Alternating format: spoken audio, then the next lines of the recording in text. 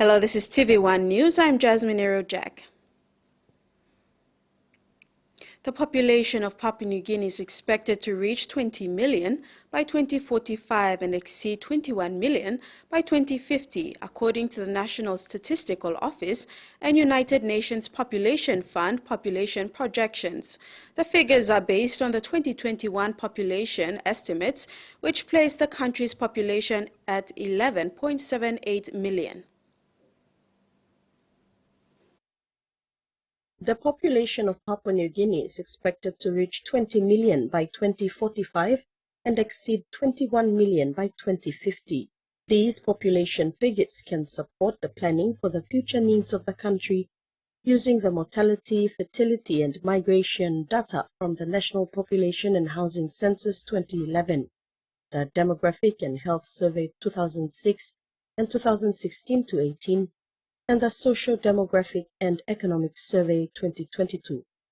According to the new figures, life expectancy at birth in PNG is expected to increase from 70.5 years in 2023 to 78 years in 2050 for men and from 72.87 years to 80 years for women. Coupled with decreasing fertility rates, the age dependency ratio is projected to decrease from 70 dependents for every 100 economically active population in 2021 to 52 dependents in 2050. These projections provide an estimate of the population over the next 25 years. They are a tool for planning for health and education and to ensure that services grow to meet the needs of the growing and aging population. Salome Vincent, TV1 News. 50 grade 10 science students of Flexible Open Distance Education Institute in NCD and Central received the Learning Management System certificate after completing an online class for 3 months. LMS is a pilot project initiated by Relea, a digital company in partnership with FO to boost students' learning using the online platform. Principal Anthony Rayapan said it was a good start for the students. FOD Central student Laya Kara said LMS helped her discover many things like problem solving, science equation, and basic grade 10 science units. Meanwhile, the Education Department is liaising with the Department of Higher Education, Research, Science and Technology to consider grade 10 and 12 FOD students for the online selection. Launched on Tuesday, September the 26th in Port Moresby, the Graduate Job Ready program initiated by the PNG Career Development Inc. has been supported by NCD Governor Powes Pakop, who was present to officially launch the program. Governor Pakop says with the high unemployment rate, the Job Ready program is timely and commendable. The program is designed to empower and assist recent graduates from colleges and universities in PNG to utilize their knowledge and skills and how they can deploy them in the real-world workplace situations. Had all to go. And so this is why this program is very important. So I want to commend Mr. Kamasua and all the team behind him. Very important way. Let's all support this initiative and let's make it mainstream. Perhaps of government too, like Department of Labor and Employment, Honorable Kasisawan, they can work and engage this type of, organization to reach out to many young people as possible so that we are all partnering together. Because government cannot do things on its own. There is still much to be done. I repeat, there is still much to be done. There is still a lot of opportunities for cooperation by both industry and the education providers. But today, let us also be thankful for progress that has been made. Now officially on the nation's calendar of tourism attraction is the Sel Kambang Festival, showcasing Western Province's culture and tourism potential. The renewal of the certificate for Selkambang Festival was presented by the National Cultural Commission and the announcement of the Firewall Dancing Troupe to partake in the 2024 Enga Cultural Festival. After the hype of the 2023 North Fly District Independence and Cultural Show on Friday the 22nd of September, show chairman Jackie Nick Cha announced the renewal of the certificate of Selkambang Festival. The PNG Tourism Promotion Authority supports this cultural exchange program sanctioned by the Office of the Provincial Administrator. Costumes. Come inside, on the upload something. Bila thank you, Miss Lord. Origin society come na 18 flavor go inside was a program from Mipla. Mipla how much you go all souths, all Engans. You side you come. Mipla go bless. Simple. Planting me no call him. But thinking him stuff, people think you look come. Let him color go inside of this program from Mipla. Me Hamas as the host, district administrator. A warning: this next story contains discussion of child sexual abuse.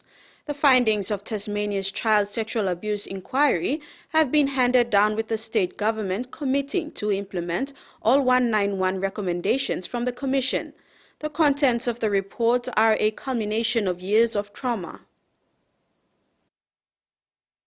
The Commission was set up in 2021 following allegations of child sexual abuse by pedophile nurse James Jeffrey Griffin at the Launceston General Hospital, and then media reports of allegations of abuse in other institutions as well. It was set up to look at 4 key areas: the state school system, the Launceston General Hospital, the Ashley Youth Detention Centre in the state's north, and then out-of-home care. And it examined incidents of abuse, alleged abuse, between 2000 and 2020.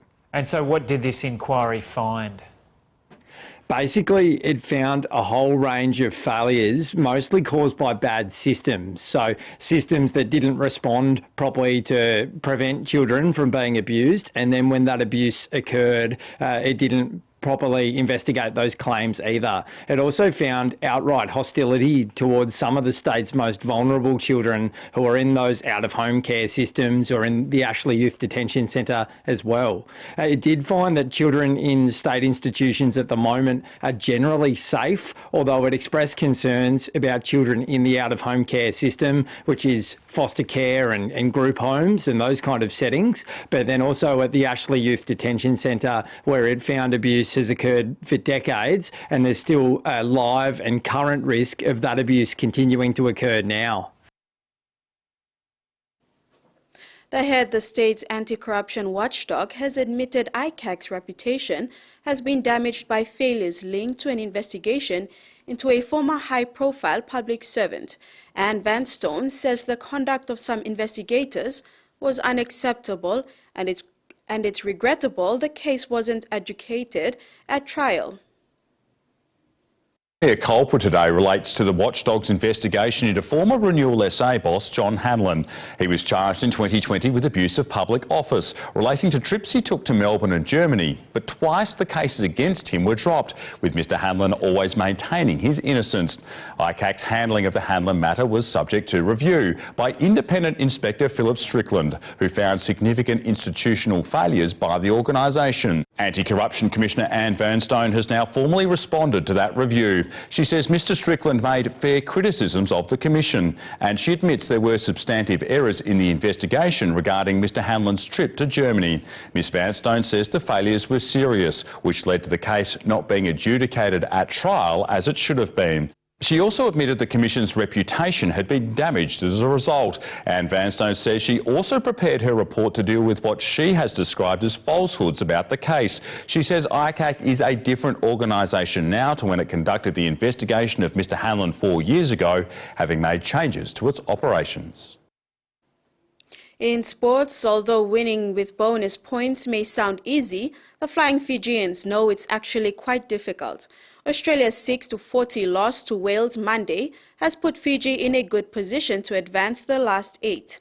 In order to do so, they must beat both Georgia and Portugal with bonus points.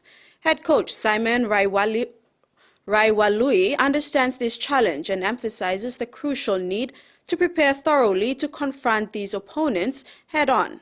Meanwhile, discipline has certainly improved for the Flying Fijians based on the statistics from their recent games.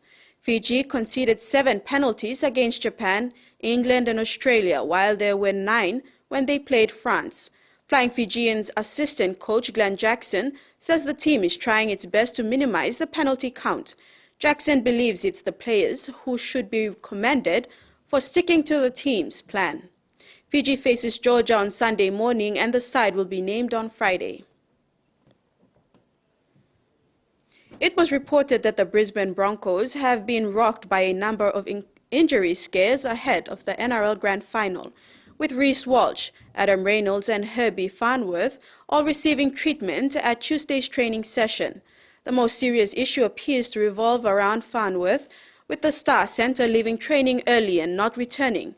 Broncos officials reported on Monday night that none of the players in the top 22 had any injury concerns ahead of the Grand Final showdown with the Panthers. After training on Tuesday, they said none of Walsh, Reynolds and Farnworth or Haas are in any doubt to play. The Broncos will need Walsh and Reynolds at full health if they want to stop Penrith from winning a third consecutive premiership. Any injuries to Farnworth or the other outside backs could see Corey Oates win a recall, with the veteran winger overlooked throughout the final series so far. Join us at 6 this evening for the main news.